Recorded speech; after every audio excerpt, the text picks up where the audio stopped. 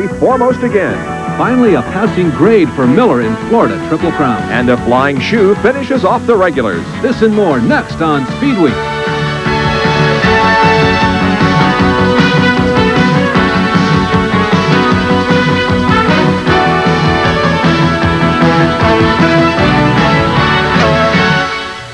The 1987 racing season continues to wind down, but of course there's a lot going on in the world of motorsports. Hi everyone, welcome to Speed Week. I'm Larry Newber. And I'm Bob Jenkins. This is the first of two Speed Weeks this week. Friday night, a special live edition from Atlanta International Raceway prior to our coverage Sunday of the final Winston Cup race this year.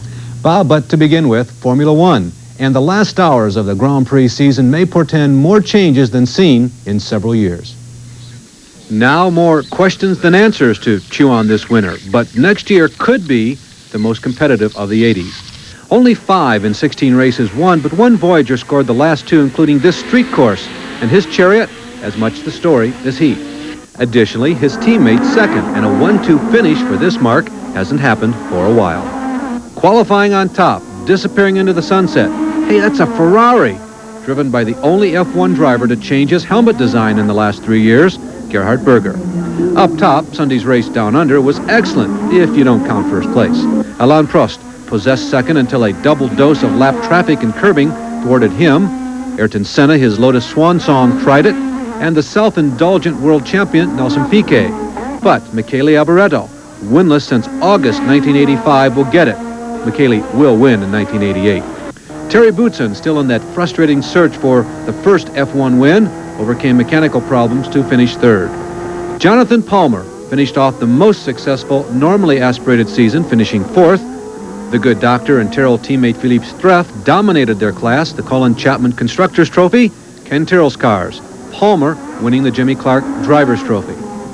First final world points, the twin Williams Hondas, Piquet and Mansell. Senna closed to within 4 of Nigel, then Prost, and Berger's late season thrust. 6 through 10, the ride-seeking Johansson, the second Ferrari, Terry and Teo's Benettons, and Eddie Cheever. The questions: Piquet will still have Honda next year, but will the switch to Lotus make a difference? Can Williams still win without Piquet and Honda? And most significantly for them, reports Mansell might be considering retirement. How will Prost and his moody new teammate Senna fare? Will Honda Power make McLaren invincible again? Are the Ferraris for real? Will Johansson get a ride in a real race car? And just what direction are the Benettons really going in? Ayrton Senna finished the race behind Berger in second, but was disqualified for having illegal brake ducts. The win was Goodyear's 200th victory in Formula One in the modern era. And since 1950, Goodyear has won 44% of all races. Among possible changes in Formula One for next year, no Brabham team. That's the team headed by FOCA president Bernie Eccelstone. His answers to John Bisognano's questions concerning the future of the team were very confusing. What's the future for Brabham Racing, Bernie? Good. Alive and well. In Formula One or another class? Well, I hope so. We'll be in Formula One, don't worry. You have so many fans in the United States, so many traditional Formula One followers, and people have seen you win championships in the last few years. Everyone's really wondering, will Brabham be in Formula One as a top-running team in 1988? Well, unless we think we can be a top-running team, we won't be in Formula One in 88. You know, we need to have some decent sort of an engine package. And the reason why Bernie is so concerned about an engine program for next year, Brabham's contract with BMW has expired. From Adelaide, Australia, we move back to this country for a story from northern Georgia, the population of Dawsonville. The hometown of NASCAR's Bill Elliott is normally about 400, but the townspeople had nearly 60,000 visitors last weekend when the Elliott's race shops were open to the public for the first time. Jerry Garrett was among those attending. A quick survey of the parking lot indicates the first ever open house at Elliott Racing is not just a North Georgia affair. This is not a small affair either. This isn't the line to see Bill Elliott. This is the line out of the parking lot onto the bus to go see Bill Elliott. And this is just one of a dozen or so parking lots like this. This is the line to see Bill Elliott.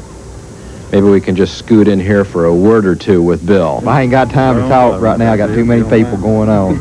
Okay, well, I suppose Brother Ernie is probably too busy, too. Down there beside your line. Well, maybe we can at least ask injured Brother Dan how he's feeling. Ooh, Well, it's clear the Elliott brothers have gotten more than they bargained for by inviting the public to this two-day open house. The Elliots expected 20,000. They got 30,000, and that was just on the first day alone. More than 60,000 will eventually take the tour this weekend. Tour the cavernous garage, tour Ernie's top-secret engine room, tour the rows of souvenir stands.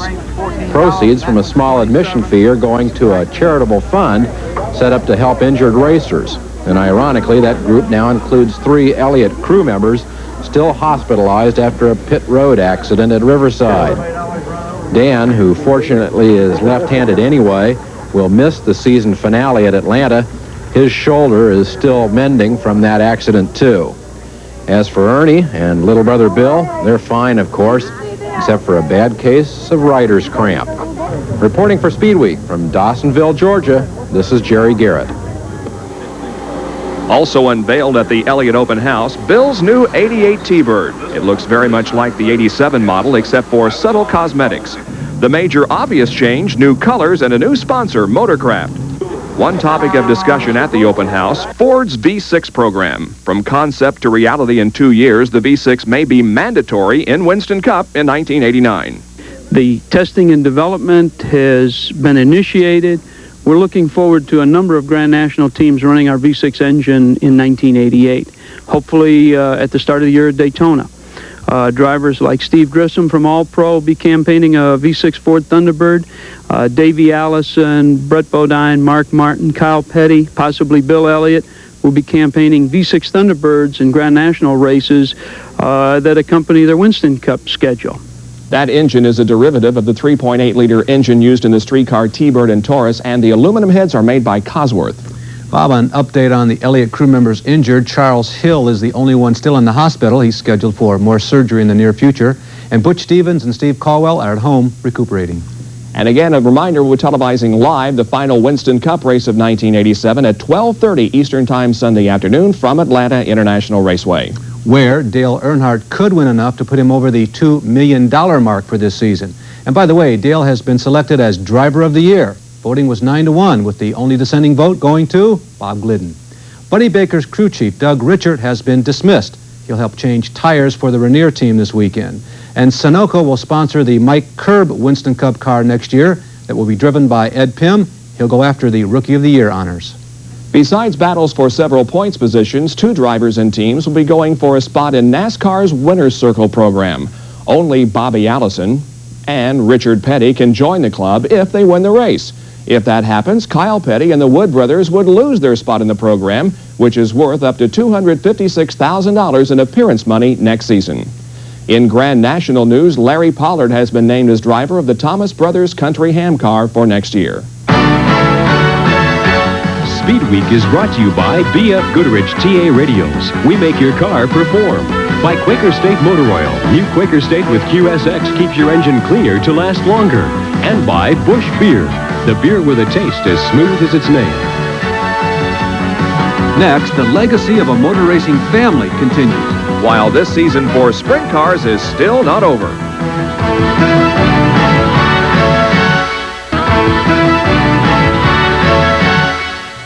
Many tracks across the country have a proud ancestry, but can anywhere, top this? The image, the late J.C. Agajanian, whose belief in the most pristine forms of racing endures through his sons Kerry, Chris, and J.C. Twice the elder J.C. fielded the Indy winner. His big surprise, 22-year-old Troy Ruttman in '52 and Pernelli Jones in '63. Their legacy lives on through the traditional sprint car. Will Ascot ever go wing? Not on a regular diet. No, I think that the sprint car racing we have here is the best in the country, and of course it is the only place on a weekly basis that you can see this type of racing. Traditionally, this is sprint car racing, and that's how we believe, that's what we've grown up with, and as long as there are enough fellows to drive and enough cars out here without wings, we'll do it. I don't think there's anything close to the excitement of seeing cars go into the corner at Ascot side by side. The wing cars are great and fast, but they're not really sprint cars. To Racing for Ascot's 30th anniversary show. The 4 fastest qualifiers are lined up. Wow, these really aren't World of Outlaw cars. Of course, this is John Andretti's Indy car. He does have a sprint car ride tonight, too. And the Winston Cup car that Ed Pym will campaign for Mike Curb next year, also present. And you never know who you run across. IMSA's Tom Kendall, here to race, eh? Everyone says, if you're a real racer, you'll get in a sprint car, but I don't know. I'd like to try it out maybe and do some hot laps in practice, but I don't know. As tall as I am, I'd probably just end up getting banged up. John Andretti got upside down in prelims with no injury, and the car was repairable. Occasional CRA racer Ron Schumann had an adventuresome start, but successful in the main. He's up in the clouds in white. John Redican was the only other leader, but only briefly, and Bubby Jones passed a lot of cars, and then he dropped back. Traffic almost allowed points leader Brad Knopfsinger to catch the Flying Shoe, but Ronnie held on to win his third CRA start in a row. Tom Kendall also told us he'll switch from Mazda to Chevy for the 1988 IMSA season. Tom was the youngest IMSA champion in history when he won GTU in 1986, and he repeated this year. Larry, the World of Outlaws sprint car season may be over, but many of its regulars are still finding places to race. The Devil's Bowl Winter Nationals, as much as you can get winter in Texas, evidenced by these shots. Many of the competitors are getting their final licks in before the real winter does set in. At times, prelims resembled a destruction derby more than a sprint car weekend. Craig Keel, the highest marquee player, dancing down the front stretch this night. In one incident, 3 drivers checked out the racing surface up close, including Chris McDermott in number 12. Saturday night's A feature saw Sammy Swindell in his beautiful black and gold Challenger on pole, Leland McSpadden in the fastest 4 this side of Dawsonville outside. At green, Sammy was off to the races, and except for this little near miss, he worked traffic viciously and won uncontested. Second, no foregone conclusion, though. Lee Brewer occupied it. Of course, Leland, but eventually one of the Outlaws' most versatile, Dave Blaney, raced into second. For the Outlaws, this was no contest, sweeping the first 5 easily. Sammy, Blaney, Leland McSpadden, guess it wasn't a clean outlaw sweep after all, Danny Smith, and Jeff Swindell.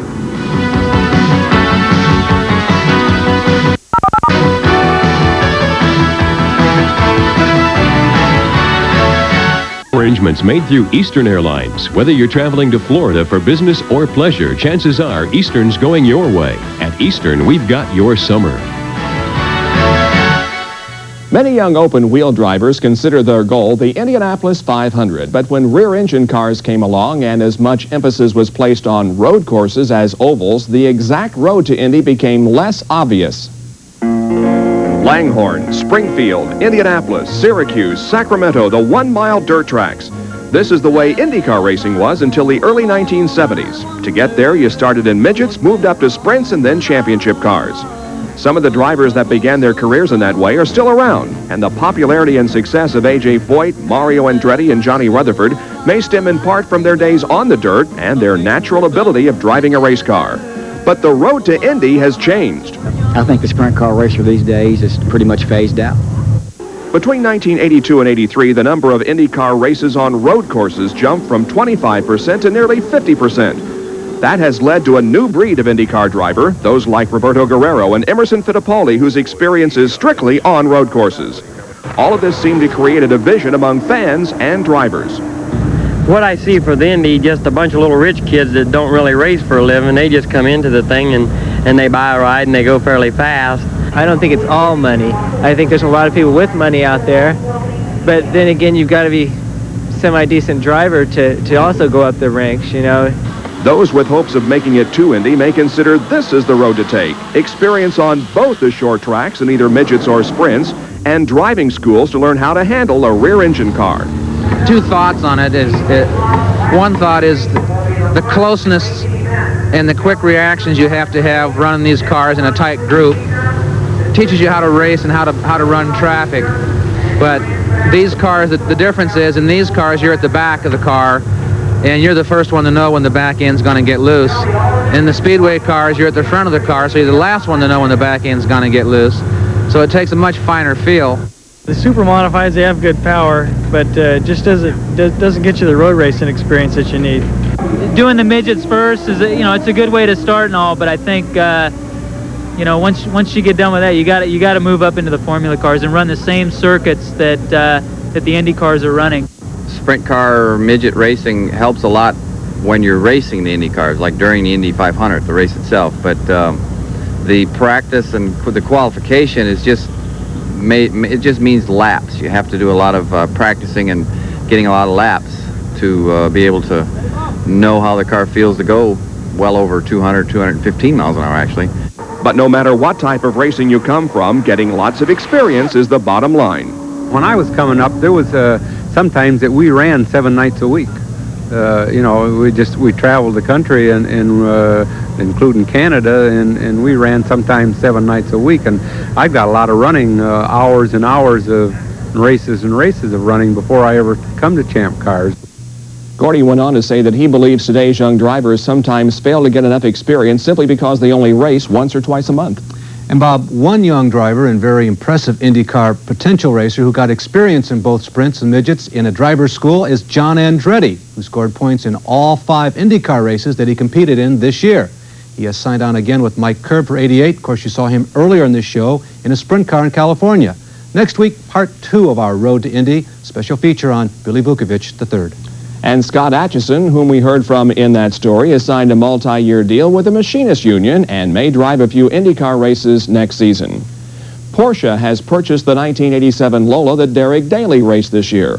The car is reportedly being used in side-by-side tests with the ill-fated Porsche IndyCar chassis at Indianapolis and Sebring. Porsche officials have visited the March factory, but so far have not bought a new chassis. The 88 March, by the way, is built to house an 88 Cosworth motor. Any other engine will not fit properly without costly modifications. The Canadian-American Team Series, formerly Can-Am, is being restructured for 1988, replaced by the American IndyCar Series. All cars will be flat-bottomed and run stock block engines, and the fenders are coming off. A reminder, Friday night we'll be live from Atlanta with a special Speed Week reviewing Dale Earnhardt's year and previewing Sunday's Atlanta Journal 500. Then Sunday at 12:30, it's live coverage of that race.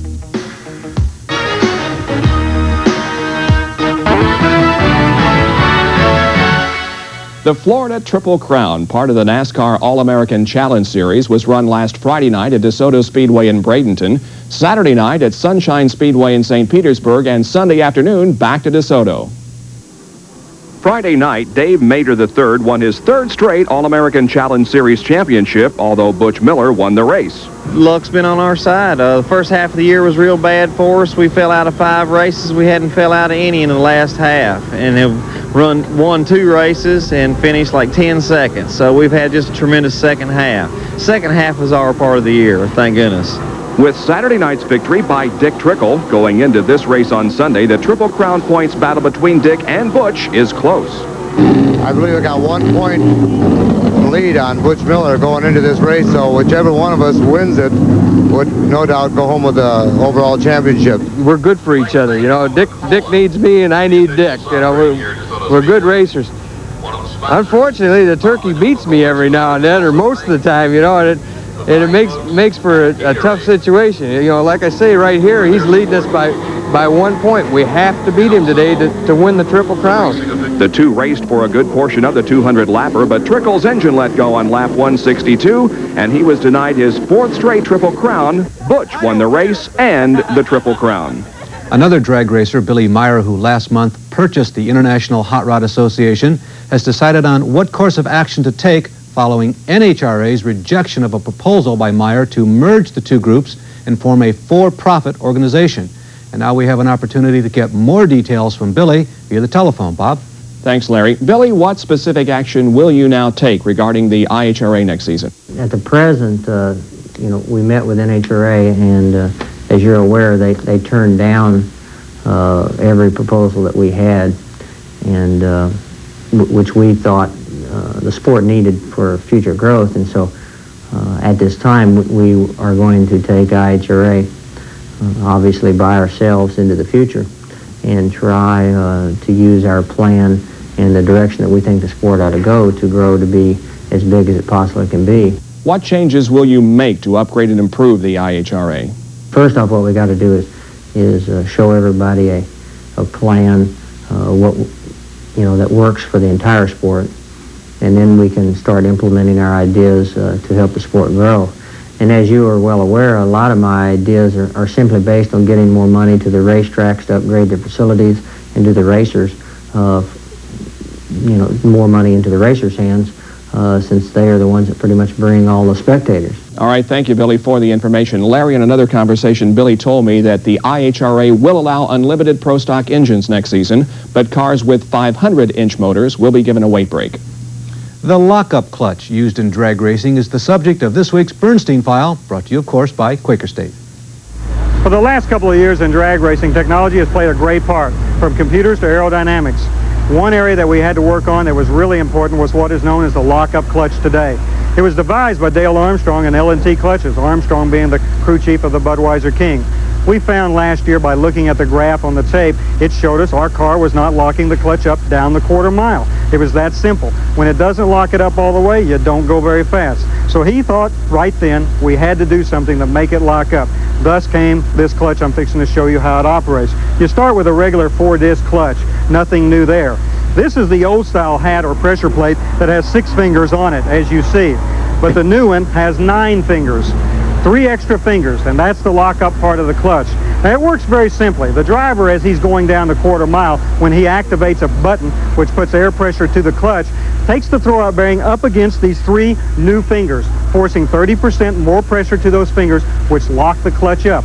The more it locks up, the faster you go. And you can speak for that because the first time we used the clutch, the Budweiser King went 271 miles an hour at Indianapolis. Since then, Darrell Gwynn at 278 and Joe Amato almost ready to break the 280-mile barrier at 279, thanks to the lockup clutch. I'm Kenny Bernstein. Now here's this week's trivia question. Who won the last Formula One race prior to last weekend in which Ferraris finished first and second? A. Didier Pironi, B. Gilles Villeneuve, C. René Arnoux, D. Mario Andretti, or E. Michele Alboreto? Larry will have the answer in a moment.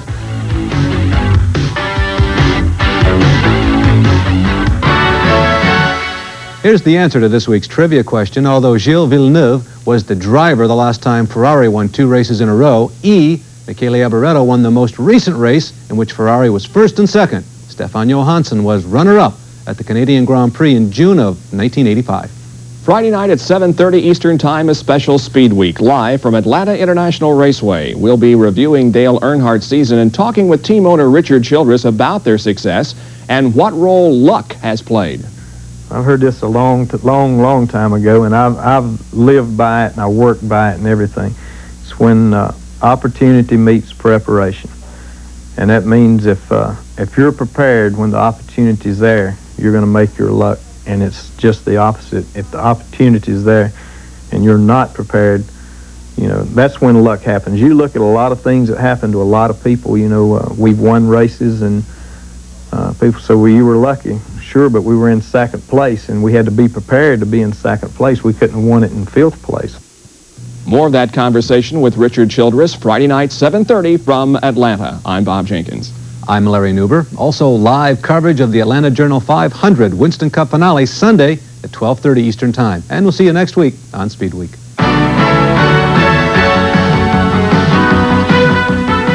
Speed Week has been brought to you by B.F. Goodrich TA Radials. We make your car perform. By Quaker State Motor Oil. New Quaker State with QSX keeps your engine cleaner to last longer. And by Dodge Cars and Trucks. For performance on road and off, it's gotta be a Dodge.